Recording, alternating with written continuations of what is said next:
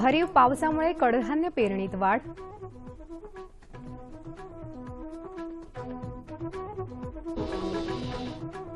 आणि बांधांवर करा वृक्ष लागवड, पंतप्रधान.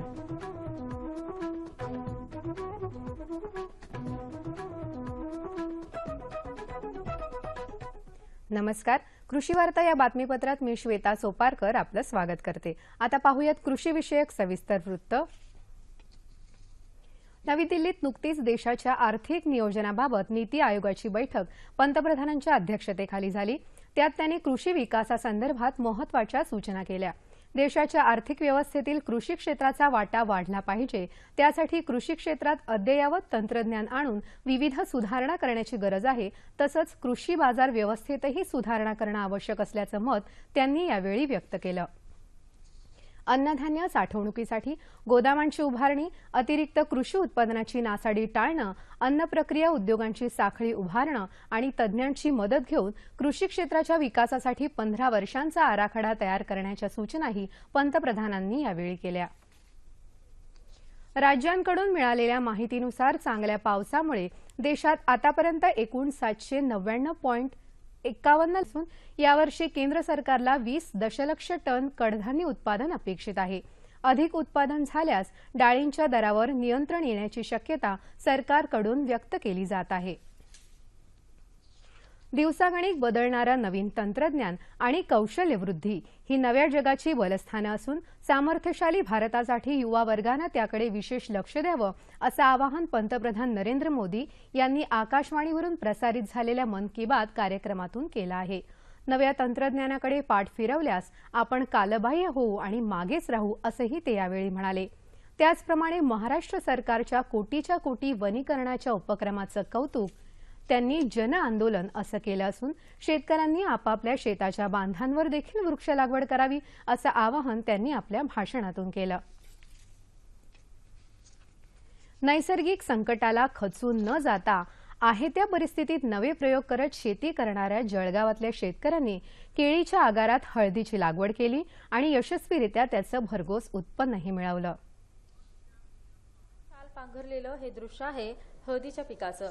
जळगावातल्या रावेर तालुक्यात सुमारे 50 ते 60 हजार हेक्टर एवढ्या क्षेत्रात दरवर्षी केळीची लागवड केली जाते. मात्र काही वर्षांपासून केळी पिकावर येणारी नैसर्गिक आपत्ती, रोगराई आणि व्यापाऱ्यांकडून होणारी पिळवणूक या सर्व समस्यांमुळे इथल्या शेतकऱ्यांनी केळीऐवजी हळदीच्या पिकाची लागवड केली. यामुळे उत्पादनात वाढ झाल्यानं शेतकरी समाधान व्यक्त करत आहेत. 3 वर्षापासून आम्ही हळदीचं पीक घेतोय. त्याच्यात आम्हाला कोरडीचं उत्पादन एकरी 45 क्विंटल पर्यंत येते आहे आणि याच्यासाठी मार्केट आम्हाला सांगली मार्केट आहे. सांगली मार्केटमध्ये गेल्यानंतर लिलाव पद्धतीने आम्हाला चांगला भाव 8,000 पासून ते 12,000 पर्यंत रेट याचा 2 वर्षापासून मिळतोय. जवळपास 2000 हेक्टर क्षेत्रात हळदीच्या पिकाची लागवड करून कालांतरानं सुरू असलेल्या शेती व्यवसायात या शेतकऱ्यांनी आता नवी मुहूर्तमेढ रोवली आहे. हळदीचं क्षेत्र वाढण्यामागचं मुख्य कारण असं का केळी पण या एरियामध्ये चांगली येते, परंतु केळीवर येणारे रोग, करपा, परत त्याच्यानंतर जे नैसर्गिक आपत्ती होते त्याच्यामध्ये केळीचं खूप मोठ्या प्रमाणात नुकसान होते.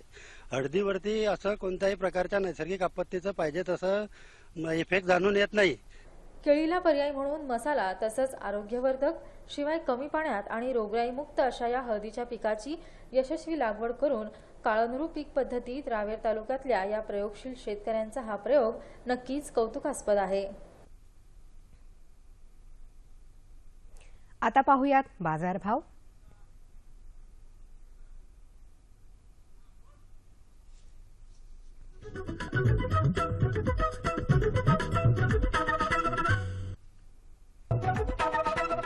जाणून घेऊया सातारा कृषी उत्पन्न बाजार समितीकडून प्राप्त झालेले शेतमालाचे बाजारभाव. हे भाव शेतीमालाच्या उत्पादकांसाठी आहेत. निराळा उल्लेख नसल्यास हे भाव प्रति क्विंटल आहेत.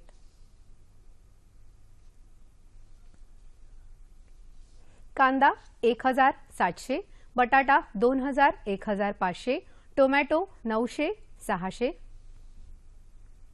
आलं 2,000, 1,500, हिरवी मिरची 6,000, 5,000, चिक्कू 2,100, 1,500,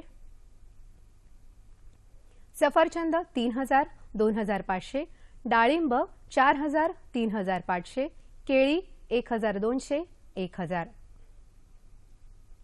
बाजारभावाविषयक अधिक माहितीसाठी www.agmarknet.nic.in या संकेतस्थळाला भेट द्या. आता जाणून घेऊया हवामानाचा अंदाज.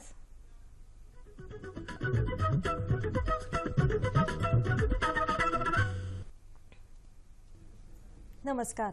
महाराष्ट्र राज्यातील हवामानाचा आढावा घ्यायचा झाला तर गेल्या 24 तासात कोकण, मराठवाडा व विदर्भात काही ठिकाणी मुसळधार तर तुरळक ठिकाणी जोरदार पाऊस पडला.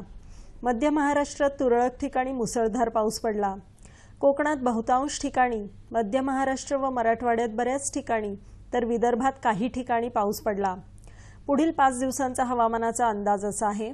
कोकणात बहुतांश ठिकाणी तर मध्य महाराष्ट्रात पुढील 1 दिवस काही ठिकाणी व त्यानंतर बहुतांश ठिकाणी, मराठवाड्यात पुढील 1 दिवस काही ठिकाणी व त्यानंतर बऱ्याच ठिकाणी, तसेच विदर्भात पुढील 2 दिवस बऱ्याच ठिकाणी व त्यानंतर बहुतांश ठिकाणी पाऊस पडण्याची शक्यता आहे.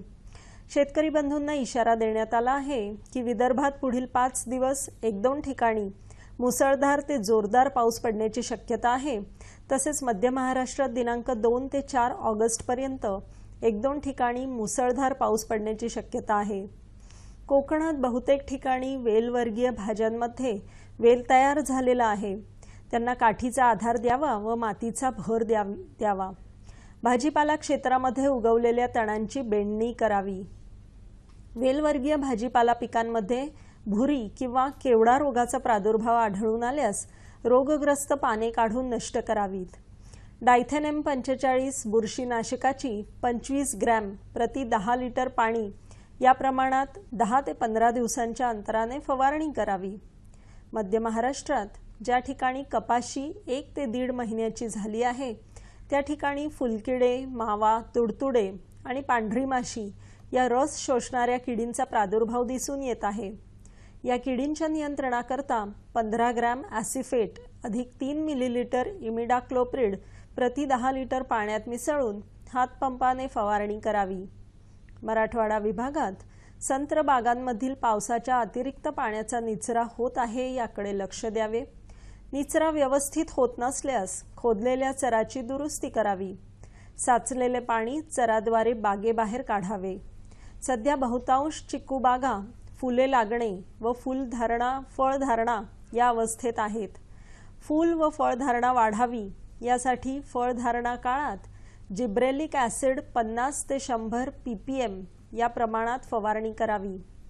मोगरावर्गीय फुलपिकांवर भुरी व करपा रोगाचा प्रादुर्भाव दिसून आल्यास त्याच्या नियंत्रणासाठी मँकोझेब 0.2% बुरशीनाशकाची गरजेनुसार 8 ते 10 दिवसांच्या अंतराने फवारणी करावी.